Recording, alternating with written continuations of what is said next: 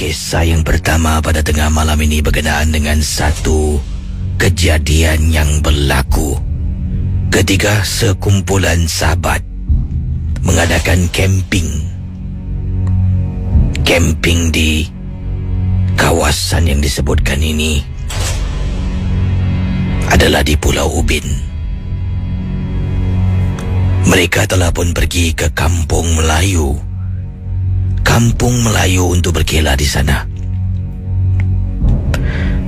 Biasalah, Pulau Ubin pada waktu itu ketika kejadian ini berlaku, pada waktu malam, sekumpulan sahabat berada di Pulau Ubin waktu malam. Dan inilah kisah yang disampaikan dalam MJ12.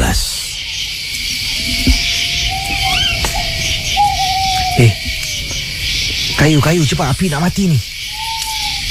Tu. Alamak. Siapa tadi? Aku suruh cari kayu. Siapa suruh cari kayu tadi? Akulah. Mana cukup? Kau tengok api dah nak mati tau. Dah malam ni. Hai, korang ni tak boleh harap lah. Biarlah aku cari kayu sendiri.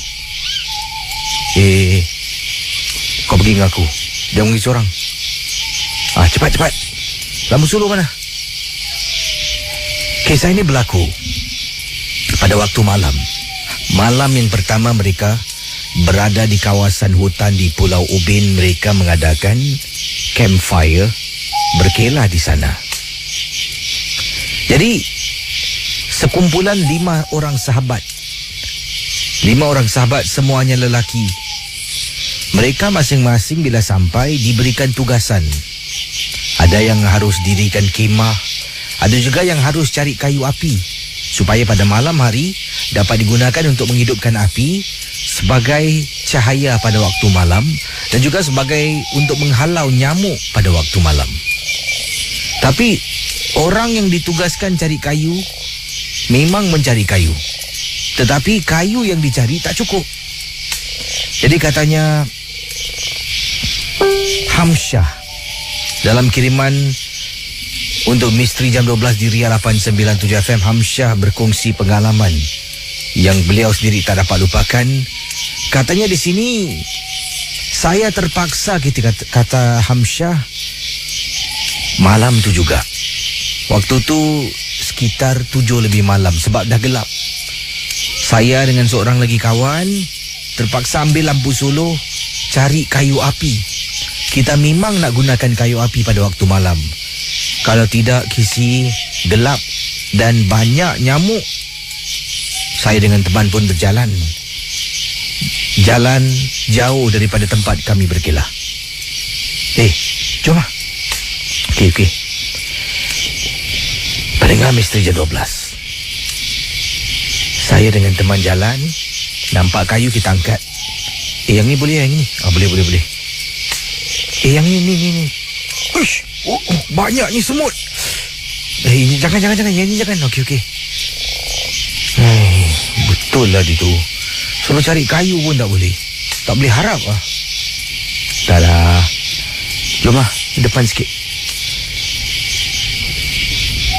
Ketika saya dengan teman saya sedang berjalan, jalan pelan-pelan dalam hutan yang gelap tengah cari kayu ni. Dekat depan, jarak lebih kurang dalam 5 meter jauh dari kami, saya dengan teman saya nampak dengan jelas, kisi. Bayangkan pendengar Ria 897 FM. Saya dengan teman saya nampak dengan jelas. Kelihatan ada perempuan sedang berdiri sandar dekat pokok, tapi nampak bahagian belakang. Dan yang paling menakutkan, saya dengar dengan jelas suara perempuan tu menangis. Zul. Kau nampak? Astagfirullahaladzim, apa tu? Seram lah. Jom lah. Kejap. Pendengar Misteri Jam 12, Hamsyah memberitahu beliau dan teman mula rasa takut, bulu roma mula meremang. Dalam hutan gelap, kiri kanan gelap, hanya ada lampu suluh dan 5 meter di hadapannya. Kelihatan seperti ada kelibat seorang wanita susuk tubuh sedang berdiri di tepi pokok dan hanya nampak dari belakang saja. Hamzah memberitahu teman mereka berdua dengar dengan jelas suara seperti perempuan menangis. Dah lah. Cuma. Okey, kejap. Aku angkat kayu ni. Pendengar Misteri Jam 12. Tiba-tiba suara menangis tu berhenti. Saya dengan teman tengok dekat sudut yang sama. Wanita tadi yang berdiri, susuk tubuh tadi yang berdiri, hilang entah ke mana. Jom balik, aku dah tak sedap hati ya. Okey, jom. Sedang berjalan nak pulang ke tempat kami berkelah. Bro. Teman saya tunjuk hidung sambil menghirup bau. Aku tahu. Dia macam ikut je, bro. Itulah. Diri kejap. Jadi saya dengan teman terbau. Bauan yang agak harum sangat. Kalau kita teruskan perjalanan, dia akan ikut. Sebabnya kalau boleh bau, maknanya dia ada bersama dengan kita dan dia mungkin nak ikut kita balik ke tempat kita berkelah, Casey. Saya dengan teman berdiri seketika. Bro, tak apa bro, kita baca jalan. Saya dengan dia tengah jalan. Tiba-tiba, Casey, saya terjatuh sebab terlanggar akar pokok yang agak besar. Aduh, sakitnya tangan aku. Kau okey tak? Okey. Lampu solo, cepat. Lampu solo saya terlepas. Teman saya angkat. Bila angkat tu dia tersulur dekat atas pokok. Saya dengan teman nampak seekor burung warna putih besar sangat, sedang berkibar-kibar mengibarkan sayap beberapa kali. Saya berdiri, teman saya dengan saya teruskan perjalanan. Sambil-sambil tu saya menepis-nepis dan mengelap seluar saya kerana banyak sangat semut. Banyak semut. Kejap. Gatal. Saya berjalan. Setelah jalan dan hampir sampai tempat kami berkelah, saya dengan teman sebelum teruskan, kita tengok kiri kanan atas bawah, cuba hirup bau dah tak ada, rasa-rasanya macam dah tak ada. Kami pun sampai, yang lain semua sedang duduk. Kami pun letaklah kayu yang agak banyak juga kami dapat cari di tepi dan kami mula bakar kayu tu. Sambil duduk, sambil tu kami makan malam. Sambil makan malam kami bercakap, bercerita, dan tiba-tiba Casey, pendengar Misteri Jam 12. Bro, kejap. Kau dengar tak? Siapa sih nangis malam-malam kat hutan ni? Gila apa? Salah seorang dari teman dengan selamba menegur dan terus bercakap. Kau ni pun satulah. Buat bodoh sudahlah. Buat tak tahu sudah. Tak adalah. Dengar apa, aku boleh tegur apa. Akhirnya suara tu makin lama makin hilang dan terus tidak kedengaran lagi pada malam itu. Dari jam 7, jam 8, jam 9, masing-masing dah penat, masing-masing nak berehat sebab esok kita ada banyak aktiviti yang nak dilakukan. Jadi masing-masing masuk dalam kemah. Dekat dalam kemah ada yang baring, ada yang sibuk main handphone, dan salah seorang daripada teman sedang menggunakan handphone. bermain dengan game. Saya pula nak keluar sekejap untuk ambil sesuatu. Campfire, api itu masih menyala, tapi tidaklah sekuat pukul 7 lebih malam tadi. Masih ada sedikit bara-bara api yang merah menyala, mengeluarkan asap dengan harapan ia menghalau nyamuk pada malam itu.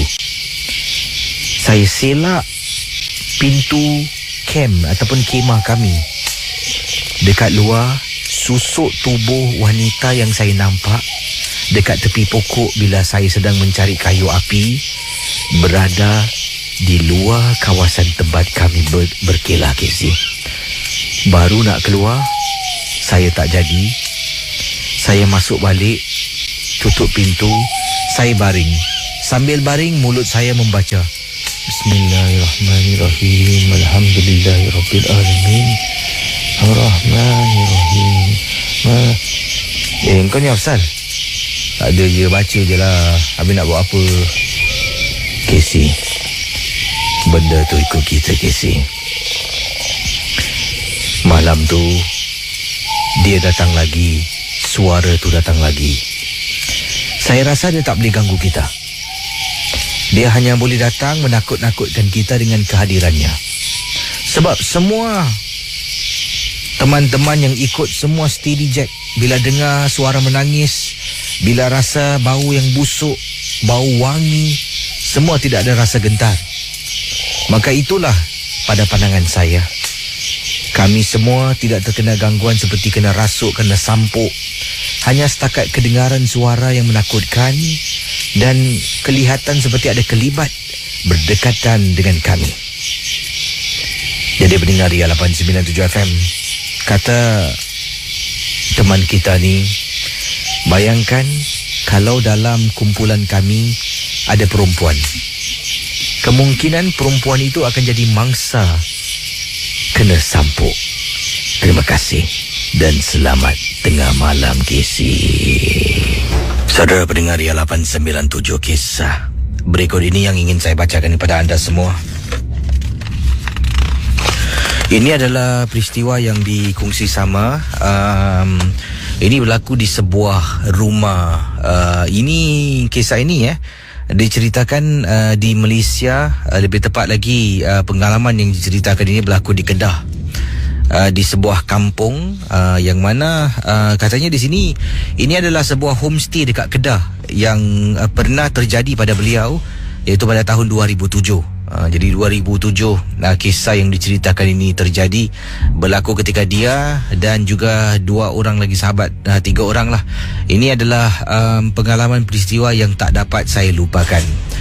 Saya pergi ke sebuah kampung ni dan menetap di homestay di sana lah. Orang-orang sana semua biasalah, orang-orang kampung ni ramah tamah, baik hati. Jadi sebenarnya homestay kami ni mempunyai 2 bilik yang disiapkan oleh tuan rumah.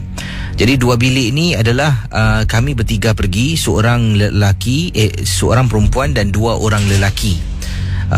Ini merupakan satu percutian backpack yang dilakukan oleh 3 orang sahabat ni. Jadi 2 bilik, yang perempuan tinggal sebilik seorang diri, yang lelaki kongsi 1 bilik lah. Tak nak pula nanti kisi dekat negeri orang, dekat Malaysia, nanti kalau duduk lelaki dengan perempuan sebilik, takut pula kena tangkap basah. Lepas tu di bracket hihihi, dia ketawa. Kemudian bila tiba malam tu, setelah kami datang pada awal pagi, kami pun keluar berjalan-jalan, bersia-sia dekat kawasan kampung dan pulang hanya jam 8 lebih malam. Memang penat sangat-sangat. Kami pun ambil kesempatan untuk bersihkan diri, untuk mandi. Dan mandi ni bukanlah mandi macam air perigi ke air sungai, tidak. Ia macam tandas biasa, tetapi tandas ni pula terletak dekat belakang rumah. Jadi siapa yang nak mandi kena keluar untuk bersihkan diri. Setelah mandi semua, masing-masing masuk ke dalam bilik untuk tidur. Esok hari ada aktiviti-aktiviti yang lain yang akan dijalankan. Jadi saya ni bertanya pada seorang kawan lah, kawan perempuan ni, namanya Su. Kita tanya Su, kau okey tak tidur seorang-seorang? Okey lah, takkan nak tidur dengan korang? Tak adalah, aku tanya je. Kalau takut, mungkin kau boleh minta tolong tuan rumah ke, suruh pasangkan lampu bilik ke. Tak apalah, tak kisahlah. Sebabnya bilik itu hanya ada satu lampu. Dia tak ada lampu tidur. Dia hanya lampu bilik yang terang menderang. Jadi Su pun tidur, masuk dalam bilik. Saya dengan sahabat saya, katanya di sini, masuk dalam bilik, kita pun duduklah. Jadi katil dalam bilik itu ada 2 katil single bed, katil bujang.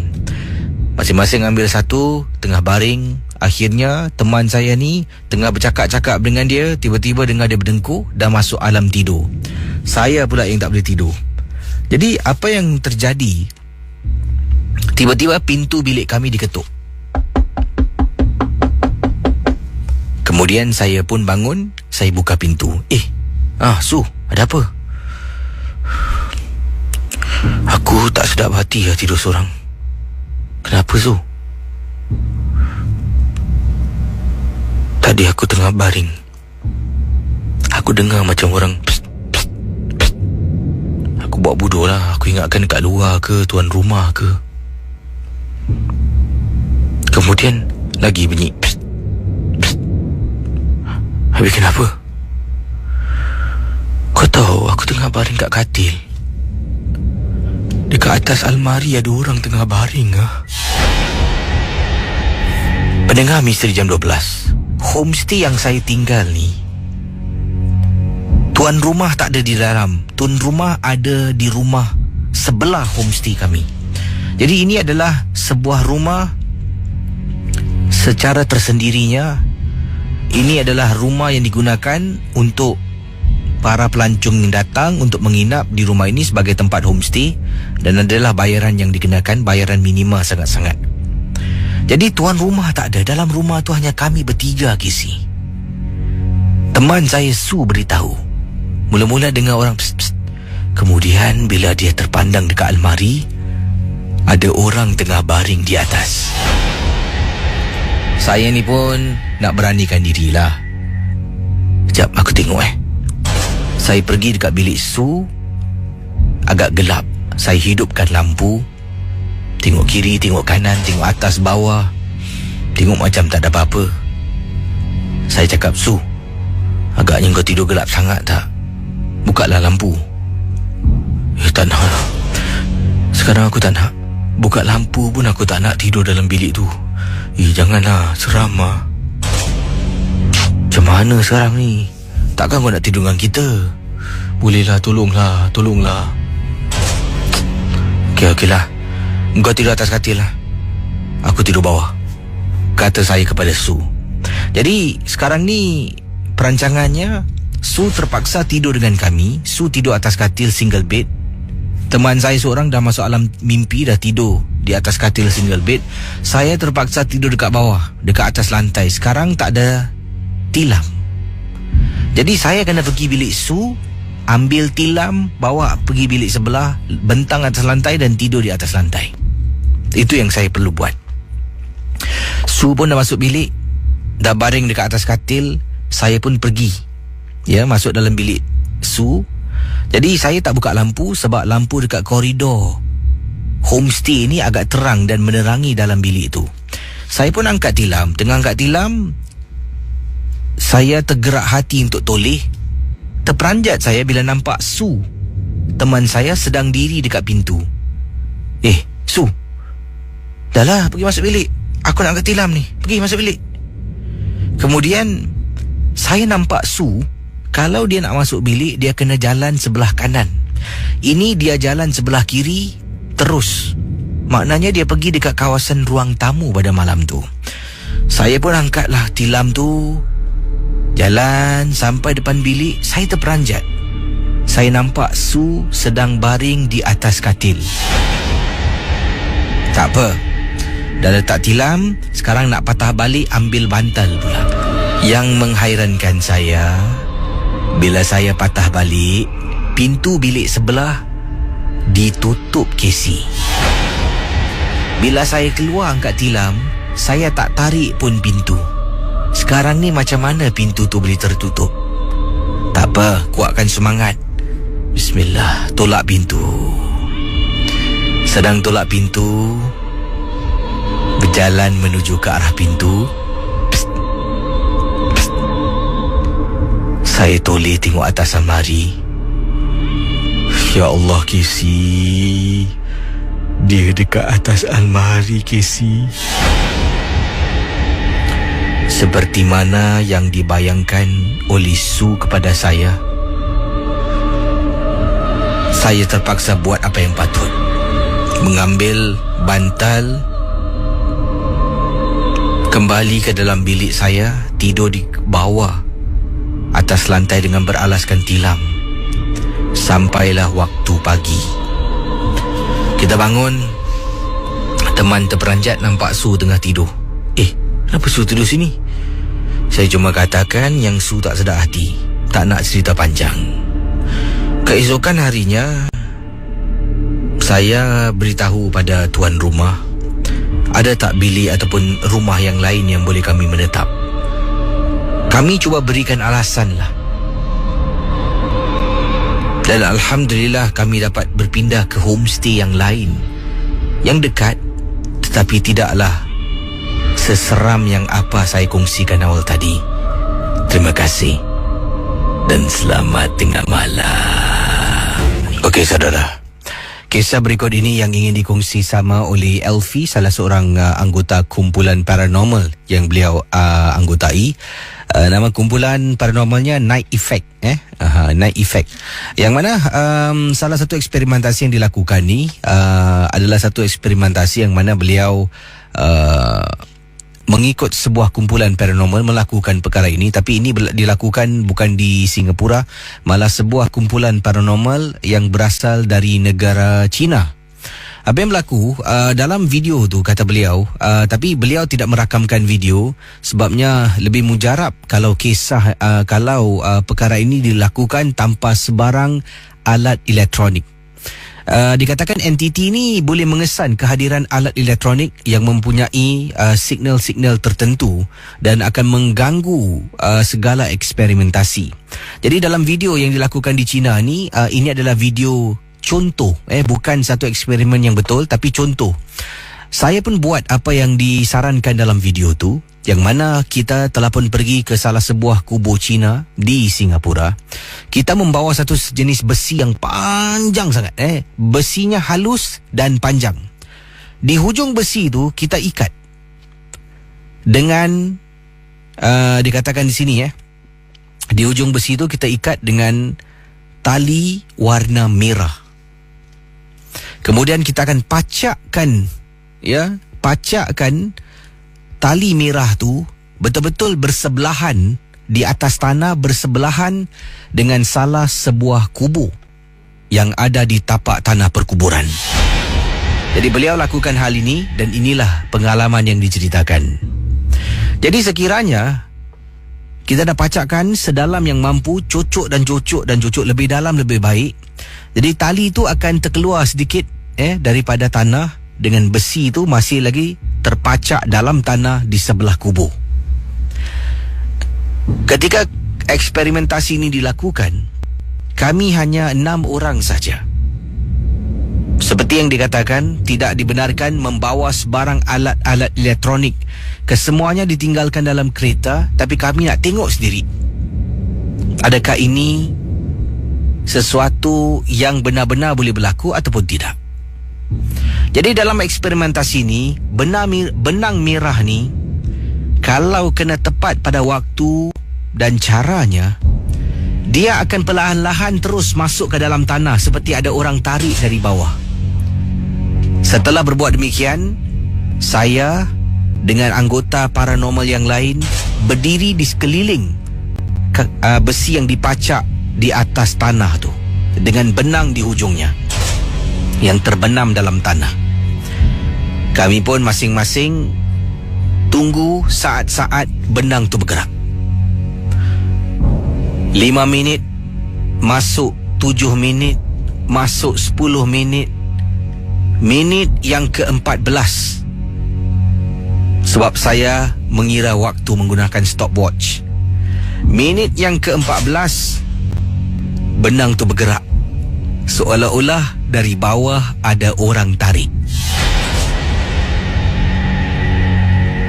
Kami daripada penat, mengantuk, terus jadi segar bila bila terlihat benang tu seolah-olah bergerak dan macam ada orang tarik.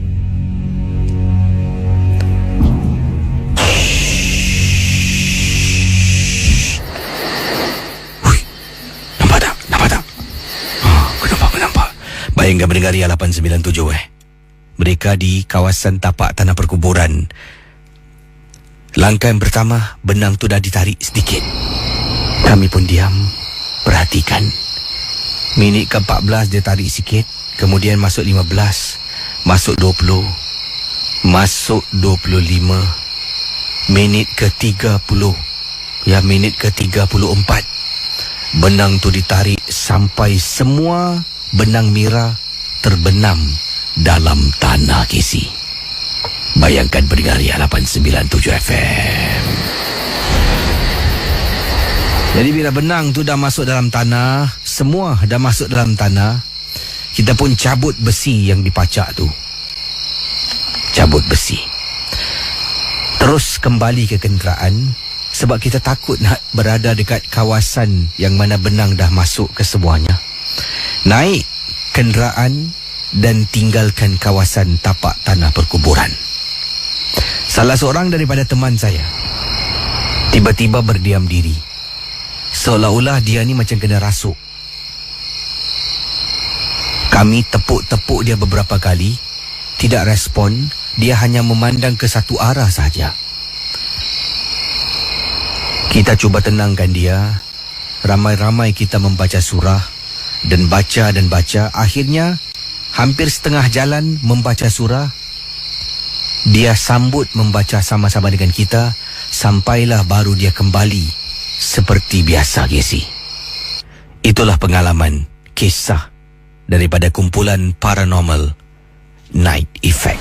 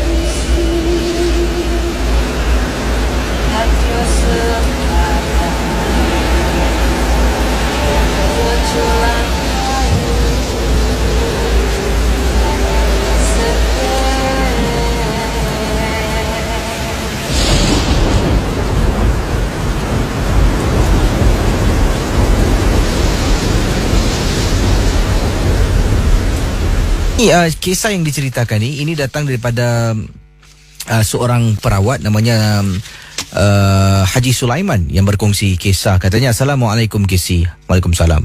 Harap Casey dapat baca kisah saya ini. Ini berkenaan dengan satu peristiwa yang melibatkan penggunaan media sosial. Dan harapan saya ini, setelah mendengar kisah ini, kita lebih berhati-hati dan lebih rasa sensitif terhadap apa yang kita kongsi, kita gunakan di ruang media sosial ini.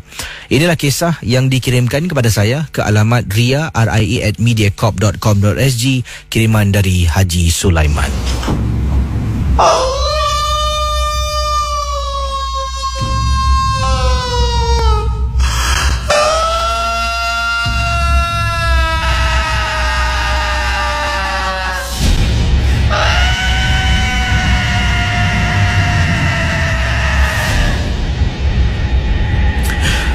Tuan Haji, tolonglah. Anak saya dalam bilik tu. Dari tadi tak henti-henti. Saya dah tak tahu nak buat apa, Tuan Haji. Tak apa, biar saya tengok dia dulu. Izinkan saya masuk. Masuk Tuan Haji, masuk. Tolonglah Tuan Haji, saya susah hati sangat.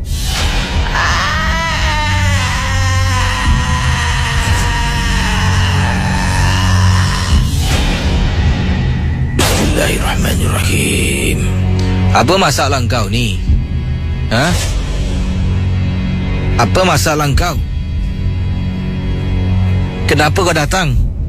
Siapa suruh kau datang? Dan apa yang kau buat dekat sini?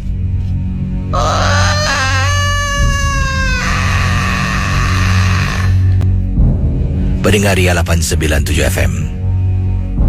Kata Haji Sulaiman, bila masuk saya membaca Bismillahirrahmanirrahim. Kemudian saya mula soal dan tanya. Dia tak indah tentang pertanyaan saya. Dia hanya terus mengerang, meraung waktu malam tu.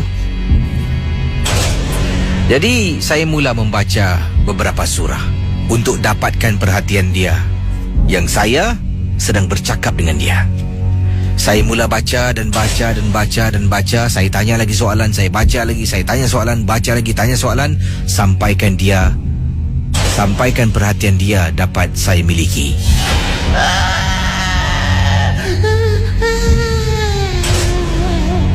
Apa kau nak, orang tua? Apa kau nak? Aku nak tahu kenapa kau datang sini. Apa urusan kau dengan budak ni? Siapa suruh kau datang? Ha? Kau tahu tak, engkau memang tak boleh masuk dalam tubuh orang.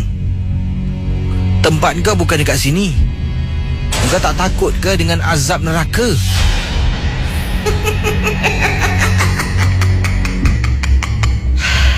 Tempat aku bukan dekat sini.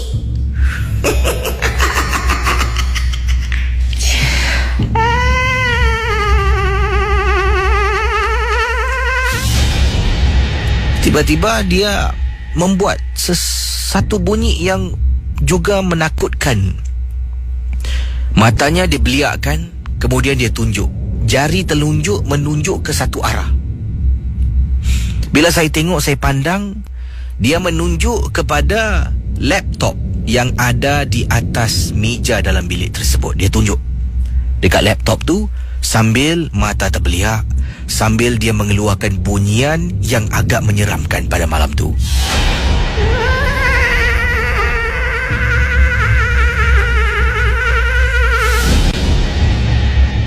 Apa? Kenapa kau tunjuk tu? Apa benda tu kena-mengena dengan hal ni? Sebelum aku binasakan kau, kau keluar daripada tubuh budak yang tak bersalah ni. Kau keluar sekarang. Tak bersalah. Tak bersalah.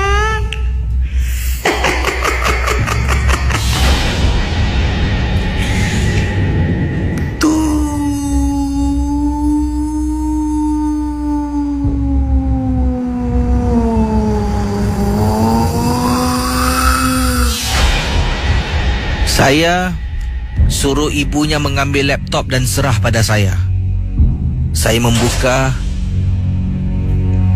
laptop tu, kemudian muka surat yang pertama, laptop yang awal tadi dalam keadaan sleep, adalah Facebook. Saya tanya dia lagi, bercakap dengan dia. Makhluk jin ni dia tak akan beritahu kita terus terang apa yang berlaku. Dia tak akan cakap, oh ni dia pakai gitu, dia buat ni. Tidak. Dia akan cuba cakap sesuatu dan kita harus fikirkan apa yang dimaksudkan. Akhirnya, setelah hampir 1 jam saya bercakap dengan dia, baru dapat kesan. Rupa-rupanya budak perempuan ni menggunakan gambar sebagai profile picture. Gambar ini adalah gambar milik seorang perempuan yang dah pun meninggal dunia. Dan kebetulan perempuan ni pula, dia meninggal dunia kerana dibuat orang. Kebetulan, entah benar ataupun tidak, daripada pertuturan itu yang saya dapat andaikan kisah yang berkaitan. Jadi, setiap kali dia masuk Facebook, dia akan tenung gambar profile picture-nya sendiri. Bila dia tenung, ini adalah satu penyakit ain, pandangan mata ain, kata Haji Sulaiman. Secara tak langsung, memang susah nak percaya, tetapi melalui media sosial, dia turut sampuk anak gadis yang tidak bersalah. Semua punca daripada menggunakan gambar profil seorang wanita yang dah pun meninggal dunia. Jadi dah tahu. Kemudian saya kata, kau keluar. Nanti aku nasihatkan dia. Kau keluar.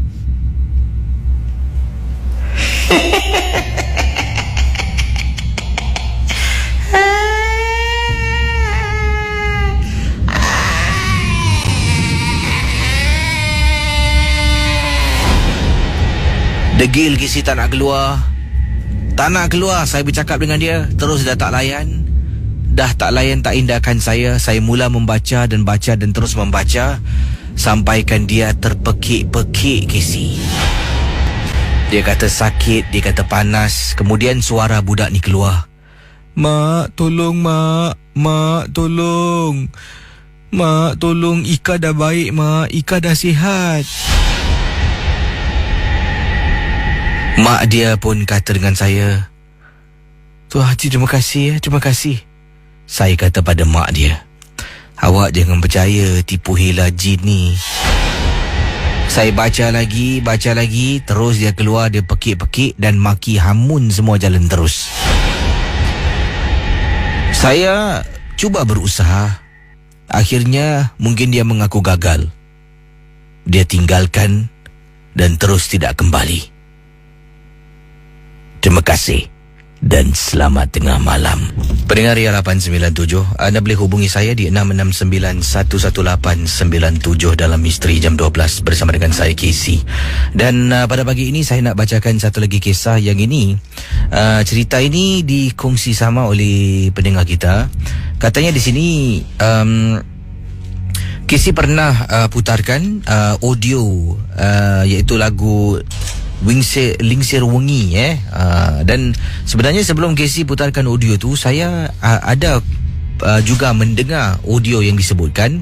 Dan ini adalah satu audio yang mana kawan saya pernah beri saya dengar lah. Dan memang menyeramkan kalau kita kaitkan audio itu dengan cerita di sebalik lagu yang disebutkan. Bayangkan mendengar Ria 897 FM, apa yang berlaku ni, inilah yang dikongsi sama. Satu hari ini saya dengan beberapa orang teman yang lain lah, waktu tu kumpulan paranormal ni memang adalah satu aktiviti yang biasa dilakukan. Jadi ia tumbuh macam cendawan tau Kisi. Sana sini ada kumpulan paranormal sendiri, dan masing-masing suka pergi adventure waktu malam dan suka merakamkan video, audio, menangkap gambar hanya untuk membuktikan yang kumpulan paranormal mereka ni ada dan mampu menangkap sesuatu entiti dalam rakaman video, rakaman suara maupun dalam gambar yang dipetik. Jadi oleh kerana saya dan juga teman-teman ni telah pun baru menubuhkan sebuah kumpulan, kita pun rasa gairah dan semangat. Biasalah Kisi, anak muda kita ni kalau buat sesuatu ada kalanya tak fikir pun tentang apa risikonya yang akan berlaku pada diri kita. Jadi pendengar Misteri Jam 12, inilah yang mana pada satu malam ni beliau dan juga seramai 4 orang termasuk dirinya 4 orang telah pun pergi ke kawasan hutan dan juga kawasan tanah perkuburan di Singapura. Katanya jangan sebutkan Casey. Okey. Dengan berbekalkan handphone dan ada Bluetooth speaker beliau gunakan. Apa yang berlaku pada malam itu, inilah yang diceritakan, entah benar ataupun tidak, dalam Misteri Jam 12. Katanya di sini kami 4 orang turun dari kenderaan menggunakan lampu solo, rakaman video, juga ada audio recorder. Sambil jalan, kami jalan rapat-rapat. Salah seorang daripada anggota kami, anggota kumpulan kami, mengeluarkan telefon bimbit dan mengeluarkan Bluetooth speaker. Jadi Bluetooth speaker ni diletakkan di atas satu kubu. Saya tak nak sebutkan kubu apa. Kemudian dia memutarkan lagu yang pernah diberikan pada saya untuk dengar. Katanya lagu ni adalah lagu panggil kuntilanak. Anda bayangkan 4 orang sahabat pergi kubur, letak bluetooth speaker, kemudian putarkan lagu yang tadi tu. Konon-konon lagu tu adalah lagu panggilan kuntilanak. Sejauh mana kebenaran saya tak pasti, tapi saya pernah ada juga membaca itu adalah sebuah lagu yang dinyanyikan oleh ibu ataupun nenek kepada cucu ataupun anak ketika mereka sedang kecil. Seolah-olah macam folk song lah yang disebutkan. Tapi ada pula kata lagu tu lagu untuk memanggil kuntilanak. Saya pun tak tahu jauh mana kebenarannya. Mengikut kisah ini, setelah teman saya putarkan, sekali saja, kami berada jarak agak jauh lah, tapi tak boleh jauh sangat sebabnya Bluetooth connection nanti akan putus.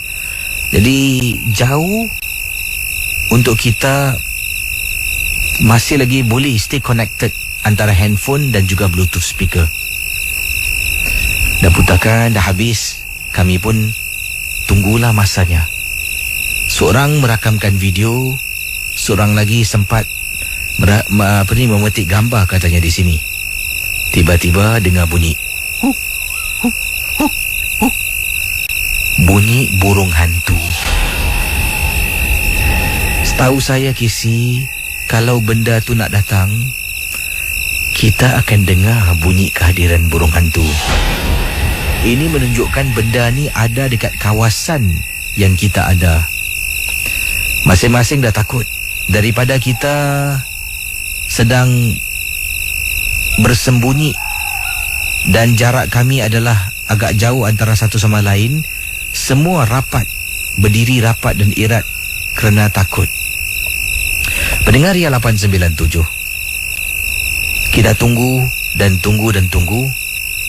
Setelah lebih kurang setengah jam, mungkin kita dah puas hati, tapi tak nampaklah apa-apa yang obvious, kata beliau. Teman saya pun kembali ke kubur tu untuk ambil Bluetooth speaker yang ditinggalkan. Dia ke sana, dia ambil Bluetooth speaker. Bayangkan pendengar Misteri Jam 12, dia jalan beberapa tapak nak pulang menghampiri kami. Tiba-tiba kami semua dengar dengan jelas bunyi seolah-olah macam ada sesuatu mengilai. Masing-masing lari kelam kabut, Casey. Lari, tinggalkan kawasan tu, pergi ke kereta. Masuk dalam kereta, hidupkan enjin. Teman saya pandu tinggalkan tempat yang disebutkan ini, iaitu sebuah tapak tanah perkuburan. Keesokan harinya, kami dah balik semua. Saya pun cari teman saya ni. Teman saya tidak jawab panggilan, tidak respon kepada mesej. Telefon rumah yang jawab adalah ibu kepada teman, memberitahu yang dia tidak sihat dan dalam keadaan demam. Saya datang menziarahi dia. Dia hanya terbaring di atas katil dan tidak ingin bercakap. Badannya memang panas. Bila saya salam tangannya, dapat rasakan panas dan bahang. Bila malam, dia akan rasa demam. Pagi, dia akan rasa lemah. Begitulah hakikatnya terjadi pada teman saya ni. Dan benda ini berterusan untuk beberapa bulan sebenarnya. Sampaikan rawatan yang setimpal diberikan, barulah keadaan teman saya kembali macam biasa. Teman yang terkena gangguan paling teruk ini adalah teman yang meletakkan Bluetooth speaker dan memutarkan lagu yang menyeramkan itu, lagu Lingsir Wengi. Terima kasih dan selamat tengah malam, Casey. Okey saudara, bangunan yang disebutkan Lawang Sewa ni, ada yang kata kalau saya dapat 5,000 untuk duduk dalam bilik kosong bangunan ni, saya akan ambil cabaran itu, Casey. Tapi dengan satu syarat, Casey. Syaratnya saya bukan seorang diri, boleh bawa kawan. Orang tanya seorang dia cakap bawa kawan pula. Bagaimana dengan anda? Ini juga daripada teman kita, Muhammad Alif kata, saya on kalau bagi 5,000, InsyaAllah no problem. Janji ada ubat nyamuk Amboi, seorang yang hati keras. Bagus dia kuat nampaknya. Muhammad Alif. Ini daripada Nur Ashita. Katanya, Casey, jangan cakap pergi sana, Casey. Saya tengok video ni dah takut.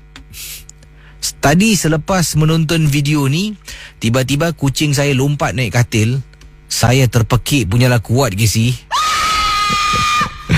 Nasib baiklah, Casey, atas katil tu saya seorang. Kalaulah saya dengan adik saya, dah lama saya kena tendang. Okey, itu antara komen-komen yang ada di Facebook Ria tentang bangunan Lawang Sewu ni. Silakan 669-11897 bagi yang nak berkongsi pengalaman. Saya harap yang benar-benar ingin bercerita. Dan kalau tidak, kita beri laluan kepada yang lain. Dan kalau cerita tu tak perlulah hello Casey, hello. Awak cerita terus. Kalau awak cerita saya masuk campur, ada apa jadi lepas tu ni, cerita pun tak habis. Jadi anda terus hubungi saya dan terus berkongsi pengalaman anda supaya kita dapat ringkaskan masa. Dan juga ingat, kalau ingin berkongsi on air bukan off air, bersama dengan saya Casey dalam rancangan Misteri Jam 12. Kita ke hujung talian. Hello, selamat pagi. Siapa bercakap ni? Saya Fuad. Ada kisah tentang apa? Silakan. Ini saya betul dari Kota Tinggi betul dekat daerah Kota Tinggi ni ada seorang tukang urut. Okey. Seorang tukang urut ni saya tak boleh beritahu lah nama kampung dia. Okey. Tapi yang misteri dia, minyak yang digunakan untuk mengurut tu, minyak dalam botol tu tak pernah habis. Bila dia gunakan minyak tu untuk mengurut orang, minyak tu takkan luar. Tak pernah habis. Dan apa tu, minyak tu memang berkesan untuk urut orang lah. Kebanyakan yang diurut guna minyak tu memang tebuh lah. Jadi yang minyak tu tak habis-habis. Itu saja, Casey. Terima kasih. Baik, silakan 669-11897. Katanya tukang urut menggunakan minyak tak pernah habis.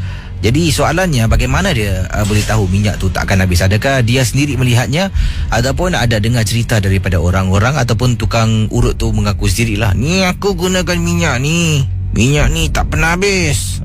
Jadi awak balik tidur di tukang minyak lain, tak tahulah. Tapi kemungkinan ada juga minyak-minyak yang digunakan minyak ajaib. Ada yang dalam minyak tu adalah akar-akar kayu. Mungkin agaknya akar tu menghasilkan minyak lah, untuk menambah minyak tu secara sempurna jadi. Hello, selamat pagi. Hello. Sila hubungi saya sekarang 669-11897. Kalau tak perlu telefon. Kalau ingin berkongsi pengalaman, saya ingin mendengarnya dalam rancangan MG12. Yang ini kiriman daripada mana ni? Ini daripada Nurjana. Katanya di sini, Casey, selamat malam. Saya nak ketengahkan satu peristiwa yang menyeramkan. Kisah ini berlaku dalam rumah makcik saudara saya. Saya pergi ke sana, iaitu rumah makcik saudara. Sebenarnya keesokan pagi tu saya kena bawa nenek saya pergi hospital appointment, yang mana pada saat-saat akhir makcik saudara saya tak boleh pergi sebab ada urusan lain yang harus dihadiri lah. Jadi oleh kerana itu, makcik saudara telefon minta tolong saya dan juga minta izin ibu lah untuk saya bantu hantar nenek pergi ke poliklinik yang berdekatan dengan rumah makcik saudara yang terletak dekat kawasan Jurong. Jadi kata Nurjana, bila saya bermalam di rumah makcik saudara ni, dia ada iaitu 3 bilik tidur. Satu bilik tidur digunakan oleh nenek, satu lagi oleh makcik dan suaminya. Saya ada 2 cousin, sepupu saya 2 orang dah berumah tangga, dah pindah dan tinggal berasingan. Jadi ada satu lagi bilik tidur kosong, yang mana bilik itu saya gunakan untuk saya tidur. Jadi pada malam hari saya tersadar pukul 1 pagi. Dan waktu tersadar tu saya nak pergi tandas buang air kecil, kata Nurjana. Keluar dari bilik, saya nampak nenek saya sedang duduk dekat ruang tamu seorang diri. Saya nampak nenek, saya terkejut lah. Nek tak tidur lagi? Jadi saya pun pergi ke dapur untuk ke tandas untuk buang air kecil, kata Nurjana. Keluar dari tandas, kemudian jalan dekat ruang tamu. Saya dah tak nampak nenek saya lagi lah. Nenek saya mungkin dah masuk dalam bilik, dah tidur. Jadi apa yang berlaku, saya pun masuk ke dalam bilik saya. Terperanjat lah apabila saya nampak nenek saya baring dekat atas katil. Atas katil bilik yang saya tidur, Casey. Nenek saya ni dia ada sedikit penyakit demensia. Jadi bila dia buat macam tu, saya tak akan kejut dia, suruh dia pindah tidur dalam bilik dia, tidak. Saya pun bila nampak nenek tengah baring atas katil saya, mungkin tadi bila saya kata Nek pergi tidur, dia masuk bilik saya. Dia mungkin salah bilik, lupa biliknya dekat lain. Dia pun baring, nampak nenek tengah atas katil. Saya pun okeylah, tarik pintu perlahan-lahan, tak tutup, cuma renggangkan sedikit saja. Saya pun niat di hati ni, okeylah masuk bilik nenek, ambil satu bantal, tidur dekat sofa luar. Saya masuk bilik nenek, saya buka lampu, terperanjat nampak nenek saya sedang tidur dekat atas katil. Kemudian saya tengok dekat-dekat, saya pegang, Nenek. Nenek saya buka mata, nenek saya pejam balik, sambung tidur. Saya keluar dari bilik, pergi bilik saya, tolak pintu perlahan-lahan, tolak. Anda bayangkan saya tolak pintu perlahan-lahan. Bila saya tolak pintu, dekat atas katil dalam bilik, tidak ada seorang pun yang baring.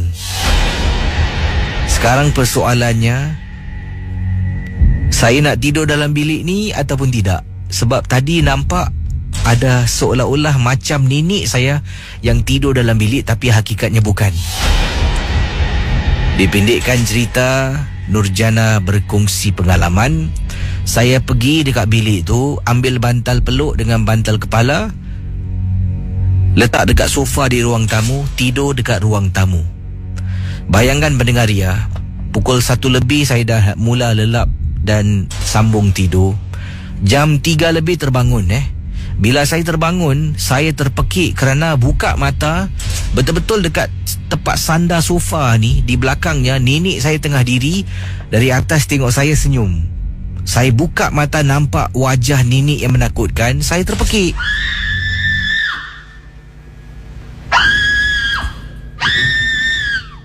Pakcik dengan makcik keluar dari bilik, bertanya pada saya. Saya seolah-olah tidak layan dan tak boleh bercakap kerana ketakutan. Setelah saya tenang, kemudian saya katakan apa yang saya ternampak.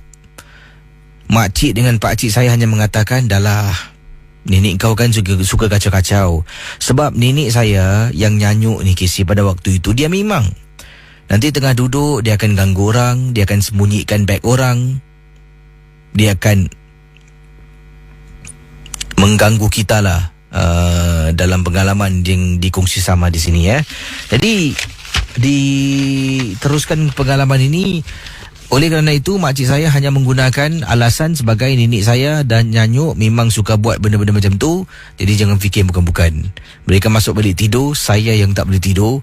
Akhirnya ambil selimut, sepanjang malam tidur selimut, di bawah selimut. Tak berani nak pergi toilet, tandas, dan tak berani nak tarik selimut sampailah waktu pagi. Hello, selamat pagi.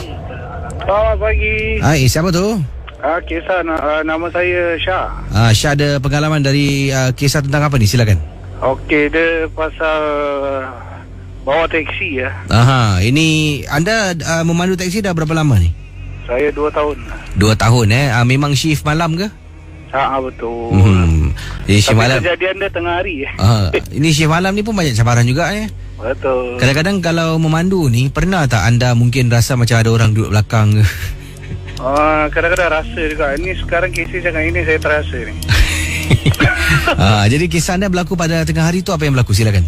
Okey, ini actually saya dengan teman saya, 2 teksi Nama teman saya Pokok Okey, sewaktu tu kita dapat pick up di kawasan Thomson Plaza. Lepas tu dapat passenger lah. Passenger ni kira baru balik beli belah lah kat situ. So dia pakai 2 teksi saya dengan teman saya. So bila perjalanan tu kita lokasinya di Mount Pleasant. Jadi ni misteri dia kat mana tau. Bila kita dah sampai tu, dua-dua kita tengok macam dia dah sampai, saya dah sampai, tiba-tiba dua-dua macam kena pukau Habis sekali cek, passenger dah tak ada, barang dah tak ada. Jadi susulan itu apa yang anda lakukan? Adakah anda terus memandu ke ataupun saya terus keluar? Saya jumpa kawan saya yang pokok tu dah nangis-nangis Dia dah, saya kira dalam ketakutan Tapi sekarang dia tak mau fikir-fikir sangat kan. So itu je lah, tak apa-apa. Terima kasih ya. Selamat memandu. 669-11897. Silakan 669-11897. Okey, hello, selamat tengah malam. Siapa bercakap tu? Hello. Siapa tu? Termati panggilan. Hello Ria. Halo, Assalamualaikum. Waalaikumsalam. Siapa tu?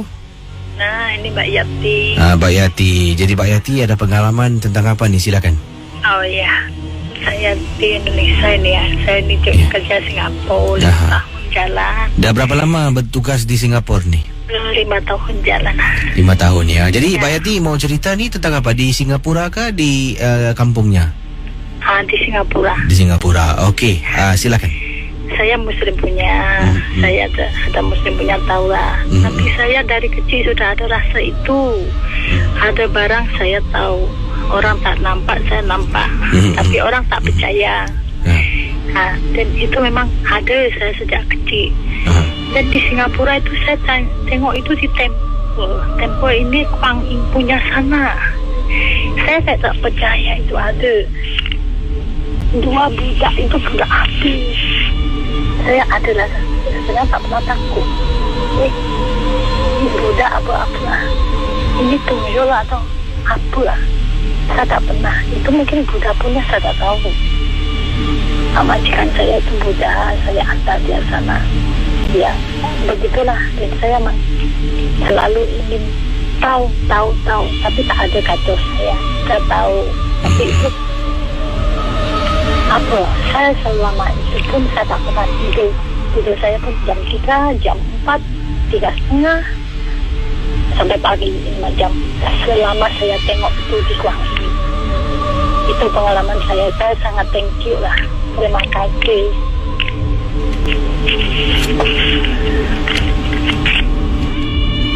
Ya, terima kasih pada Mbak Yati ini mau bertanya pada anda ni. Ya.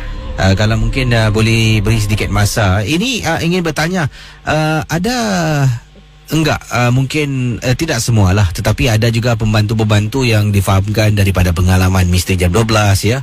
Kalau datang bekerja di sini, ibunda dan ayahanda dari kampung akan bekalkan sesuatu untuk pelindung. Bagaimana? Kalau pelindung ya saya percaya sama kedua orang tua saya, itu surga saya. Dan saya memang mungkin dari nenek, mungkin dari orang Jawa, saya pun tak tahu. Tapi saya percaya itu mitos ada. Cuma kita jalannya jalan baik atau tak baik itu macam saja. Ya, yang itu kita faham ya. Tapi adalah juga tidak semua seperti yang dikatakan Ada yang mungkin pertama kali datang ke Singapura, jadi ibu dan ayah agak khawatir ya, anaknya jauh dari keluarga, jadi dikirimkan sesuatu sebagai pelindung ya. Jadi pelindung itu mungkin sesuatu yang ada kebanyakannya yang kurang baik lah. Tak ada semua baik. Setiap keluarga saya setiap malam Jumat seperti ini selalu kita orang Muslim jalan betul punya lah. Itu keluarga anda secara amnya, teman-teman dari Indonesia yang datang tu ada yang mungkin dibekalkan sesuatu, dirinya enggak tahu ya. Macam ibunya kata, ini aku bekalkan kamu simpan ini untuk kebaikan. Jadi ada juga lah. Saya pernah tengok ini macam kayak orang tua dari cakap paranormal ini macam saya pun tak tahu banyak ini macam. Ada sekali, Kak saya sakit ini macam. Awak tak ada sakit apapun, tapi ada family awak yang sudah tiada tapi ikut awak sini kayak jaga awak. Dan saya cakap, awak apa orang? Saya Muslim kak? Okey. Kalau Muslim banyak-banyaklah Fatihah. Kamu bisa Fatihah sudah cukup tak apa. Alhamdulillah sampai 2 tahun. Oh. Dia balik. Saya saja belum balik.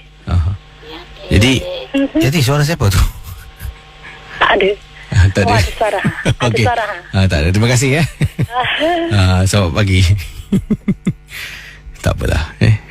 Tercakap pula.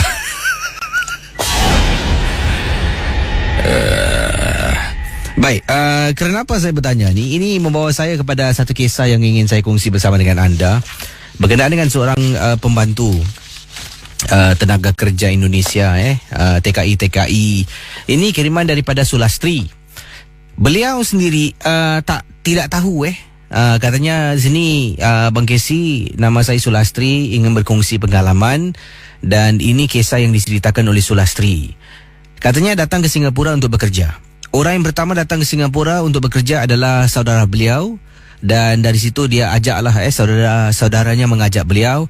Beliau macam biasalah menjalani proses berjumpa dengan ejen, agennya. Jadi agennya membuat urusan dan kena bayarlah duit ni dan sebagainya. Akhirnya dia sampai ke Singapura untuk bekerja sebagai seorang pembantu rumah, kata Sulastri. Saya yang pasti datang ke sini untuk mencari rezeki, bukan untuk buat kawan, bukan untuk cari teman hidup, untuk mengumpul wang, dihantar pulang ke kampung supaya dapat menyara keluarga dan merubah hidup yang agak susah di kampung saya, kata Sulastri melalui lewat kiriman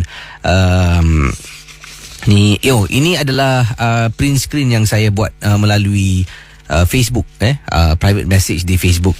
Jadi Sulastri menceritakan bila dia datang ke Singapura ni, kedua orang tuanya dah meninggal dunia, tidak bersama dengan beliau lagi. Dia ada seorang saja anak, tapi dah berpisah dengan suami. Anaknya dijaga oleh kakaknya. Jadi bila dia datang ke Singapura, dia tak tahu yang sebenarnya kakak beliau ni secara senyap telah pun meletakkan sesuatu sebagai pendamping, dan pendamping ini adalah untuk melindungi dia daripada apa jua yang bakal kurang elok yang bakal berlaku di Singapura. Jadi dipendekkan cerita, kata Sulastri, saya diketemukan jodoh dengan sebuah keluarga Melayu Islam yang kesemuanya orangnya baik-baik, Bang Casey. Ya, sekeluarga semuanya baik-baik, semuanya adalah keluarga Islam sejati, ya, semua solat, dalam rumah mengaji. Saya rasa senang dan tenang. Rumah saya di kampung pun tidak seperti ini. Mereka bukan saja baik, mereka juga kuat beribadah. Jadi apa yang berlaku setelah saya dijemput daripada office, ataupun kantor, katanya di sinilah kantor agen saya ataupun ejen beliau, naik mobil, tidak langsung pulang ke rumah majikan. Saya dibawa untuk beli pakaian-pakaian. Saya ingat first stop saya, kita telah pun ke Mustafa Center, Casey. Itu tempat yang pertama. Setelah beli belah pakaian di sana, saya diajak makan. Saya pun makan, dah shopping, makan, baru diajak pulang. Jadi ini membuat saya rasa percaya dengan majikan saya yang mereka adalah orang yang baik-baik. Masuk dalam rumah majikan, dah settle down. Katanya saya pun dah diberi bilik. Katanya, Yanti, ini bilik kamu. Yanti pula. Yanti tadi. Sulastri, ini bilik kamu menetap di sini. Jadi setiap pagi Yanti bangun solat subuh, selepas tu kamu buat kerja. Kamu habis kerja, katanya dari pagi tu start kerja, lepas subuh tu dah mula kerja. Kerjanya habis jam 8 malam. Selepas 8 malam kita semua akan lakukan perkara-perkara itu dengan sendiri. Jadi dia kerja dari subuh sampai 8 malam, subuh 8 malam. Itulah yang dilakukan. Dipendekkan cerita, inilah yang nak diceritakan.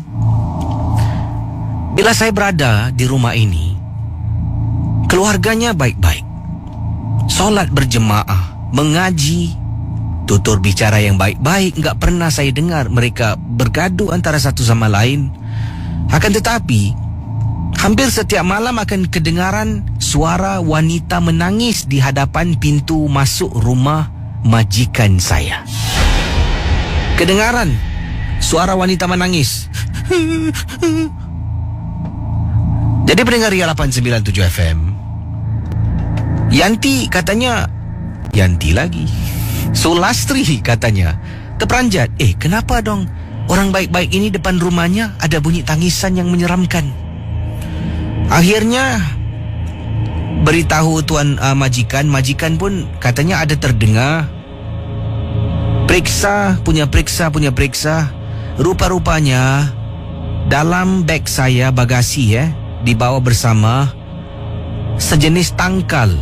Saya katanya Yanti dia Sulastri, beliau terperanjat bila melihat tangkal itu dalam beg.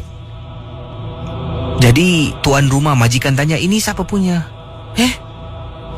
Sumpah pak, aku nggak tahu. Rupa-rupanya tangkal itu dimasukkan ke dalam bagasi Sulastri oleh kakaknya tanpa beliau sedari. Jadi kenapa ada tangisan di luar rumah? Begini, tangkal itu di dalam sebagai magnet untuk menarik makhluk jin mendampingi Sulastri. Sampai depan rumah enggak bisa masuk. Jin itu terpaksa duduk di luar, tapi tangkalnya masih di dalam. Jadi oleh kerana dia diberi tugas, wahai makhluk masuk, ikutlah Sulastri, jagalah dia. Jadi dia tidak dapat melaksanakan tugasnya, dia menangis di depan pintu. Sebabnya rumah ini sentiasa dibacain ayat-ayat suci, solat berjemaah, laungan azan, enggak bisa masuk. Kata Sulastri. Maka itu dia kedengaran menangis di hadapan pintu. Setelah mendapat tahu tentang hal ini, tangkal itu dibinasakan ataupun dihapuskan, dan barulah keadaan tangisan itu hilang daripada gangguan waktu malam. Terima kasih dan selamat tengah malam. Okey, tinggal lagi 5 minit. Seorang lagi pemanggil di ujung talian. Hello. Halo Kesi, apa kabar? Assalamualaikum. Waalaikumsalam. Ini Pak Ardin nak cerita satu kronik kes ya. Ya, silakan Pak Ardin. Saya cakap pasal pembantu Malaysia. Pak Ardin pernah pengalaman. Pak Ardin tak nak sebut lah. Semua pembantu Malaysia ni baik, aku sayang korang. Tapi ada juga yang kes kronik wanita Indonesia. Ini kena percintaan apa tak Kesi? Percintaan yang terhalang antara Bangladesh dengan perempuan Indonesia. Kesi tahu tak?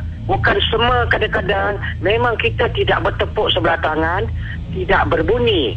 Tapi sebenarnya memang benar perempuan Indonesia ni perempuan baik, perempuan mate. Tapi ada juga bila mereka di sini, mereka ada juga bukan kosong. Ini Pak Adin kes satu kronik kes seorang pembantu pekerja Indonesia kesi menyangka itu pasal Bangladesh ni pun kronik. Kau ingat perempuan Indonesia semua kau boleh mempermainkan. Tapi akhirnya kau ingat nak jadi .com.Salman Khan kan? Tapi akhirnya apa tahu dia terkena dengan satu wanita Indonesia pembantu Bangladesh. Ini apa tahu Pak Din tolong sebab apa? Dia bekerja sebagai pembantu apa tahu kesi sebab pencuci sampah, macam orang kata cuci blok kan. Dan dia tinggal dekat tong sampah tepi storeroom kesi. Yang Pak Din kasih tahu ni sebab foreman ni kenal Pak Din, foreman dia Melayu. Dan akhirnya kesian Kesi tahu tak kenapa foreman dia cerita, Pak Din cerita kenapa Pak Din kenal dia melalui jodoh perubatan Pak Din tu dengan foreman Melayu. Kenapa Pak Din cakap pekerja ni satu ni Bangla ni dah mengelamun, dah menghayal, dah .com dah gila bayang, dah kena satu macam mekis bongok. Siang malam kalau dia lepas tak nak kerja Kesi, dia kerja, dia buka gambar Indonesia, dia cium. Dia .com.case gambar-gambar perempuan tu. Ada tu ada masa dia termenung, dia selenga, kadang-kadang ada masa dia tak nak kerja. Kesi percaya tak? Itu pasal Pak Din cakap akhirnya Kesi, memang perempuan Indonesia ni semua baik-baik, pembantu. Tapi kadang-kadang apabila cinta dah melekat dengan seseorang, aku akan tetap juga menggunakan ilmu aku. Kesi tahu tak? Bukan semua Kesi ingat apa? Perempuan Indonesia ni semua kau ingat dia nak Bangladesh. Sebenarnya kadang nombor satu, maaf cakap orang perlukan .com.duit. Kadang-kadang Bangla ni baik pula. Kasih biaya jiwa raga semua. Segalanya dia kasih. Termasuk handphone. Kesi tahu tak? Kesian pemuda Bangla ni Kesi. Tapi Pak Adi tak salahkan pembantu Indonesia. Sebab .com, kau sendiri yang nak mengenali mereka. Tapi dia terkenal salah wanita yang dipanggil apa tahu? A fatal attraction in love. Don't play, Perempuan Indonesia kan wanita juga. Lagi kalau dia dah gila seseorang, a woman kalau dah gila seseorang, kau macam lagi, aku dah suka kau, aku ikat kau. Diikat apa tak kasi? Diikat semangat, diikat zahir batin. Lelaki pemuda Bangladesh, sampai Bangladesh.com tunduk dengan dia jadi Mr. Yes, yes, yes. Dan akhirnya yang terjadi, dia tak boleh kerja dan terjadi apa tak kasi Pak Din cakap, apa ini Pomen Melayu cakap Pak Din tolong Pak Din, ini yang paling terbaik, the best punya Bangladesh kerja Pak Din. Tapi sejak dia dah kenal satu wanita perempuan Indonesia ni, dia selalu tunjuk dengan saya, alah kesian. Dia tunjuk, dia kata uncle, you see dia cakap dengan Pomen dia panggil uncle, you see my girlfriend very nice Indonesia, I want to go back marry, go Indonesia follow, marry dia Indonesia. Tapi akhirnya perempuan tu telah tinggalkan dia, Casey, dan pergi kepada pemuda lain. Ibarat dia dah sebati, ibarat dah kena satu macam pesedap pula madu Indonesia yang seperti apa tahu, dan macam tak boleh lupakan pula kat madu wanita Jawa Indonesia. Nampak power pula wanita Jawa ni. Tapi akhirnya yang paling sedih, orang kata kirakan dia dah emosi gelora dia tu telah jadi gelombang yang teramat sangat, dan dia dah penyakit candu gila bayang yang tak berhentu, dan orang tu dah tak ada. Casey tahu tak, dia sampai nak commit suicide. Bukan dia commit suicide, Casey, dia bertergeram. Nanti bila dia tengok gambar perempuan tu yang tak tinggalkan dia, total nama Dewi Dewi, orang kata why you leave me. Habis tu dia tumbuk orang kata dinding sampai tangan dia semua separuh macam luka, Casey. Dan akhirnya komen tu cakap Melayu, you forget lah this girl, never mind, you ada. Bila Pak Din datang, Pak Din tak ada bantu. Dia cakap apa tau, uncle why you want to come? Pak Din cakap dengan dia, your comment say you got problem, you cannot forget this girl like nobody business. What happened? This girl super girl, Miss World or what? Rika, no, not Miss World, but I cannot forget her. No, she don't know where. No, I cannot go working, problem. Dia tak nak kerja ke sih. Bila Pak Din cakap, Wamen Melayu kan ambil gaji, kadang-kadang kasih dia duit, buka post office dia, kasih tahu tak gaji Bangla ni mana, cukup ala, kesian. Baru ada kata lah 900 kasih, kalau overtime baru ada 1000. Kasih tahu tak 800-900 dia kasih semua lah bapaknya. Sampai dekat rumah dia Pak Din tengok stok, ya Allah sedih. Dia makan nasi dengan air je lah, dengan telur sambal aja hari-hari lah. Kasih tengok berapa power.com ini Made Indonesia sudah menggodai orang kata-katakan pemuda Bangla lepas habis jadi orang kata bankruptcy.com dah habis gaji 800-400. Pada cakap, why you give this girl all their pay? I cannot love because this girl one I love. Pada sini Pak Din tahu yang dia ni bukan saja dah cinta, Casey, kadang-kadang dia sudah juga terkena lah orang kata santet asmara dana. Kronik kes tak? Mana ada orang pernah dengar ilmu santet asmara dana? The black magic of love, in love. Itu pasal when the woman is in love, jaga-jaga pada semua suami orang atau siapa pemuda jangan cakap perempuan kalau dah sayang kau, kalau dia dah memen sampai lubang cacing nanti dia cari kau tau. Itu pasal jangan nak main jiwa perasaan perempuan. Banyak semua perempuan boleh suka dipermainkan. Kesian, jangan nyanyi wanita sayang aku, be a good man lah. Seorang suami ke atau apa, atau seorang pemuda suka kahwin. Dan kembali kepada wanita ni, takut dah 5 minit nak habiskan, Casey. Jadi Pak Din cakap, Pak Din bantu dia, tak nak lupa dia gini. Jadi Pak Din buat sesuatu, bila Pak Din kasih dia minum air, dia muntahkan segara-gara badan yang kes kronik, Casey, berlendir-lendir, kala kuning, kala hitam, macam-macam lah Pak Din tak sebut. Dia dah terkena dalam makanan seperti serbuk yang amat zalim lah, serbuk menderem lah. Dan akhirnya Pak Radin tolong. Nah, ini satu kes Pak Din cakap orang kena bagi orang kata apa tahu.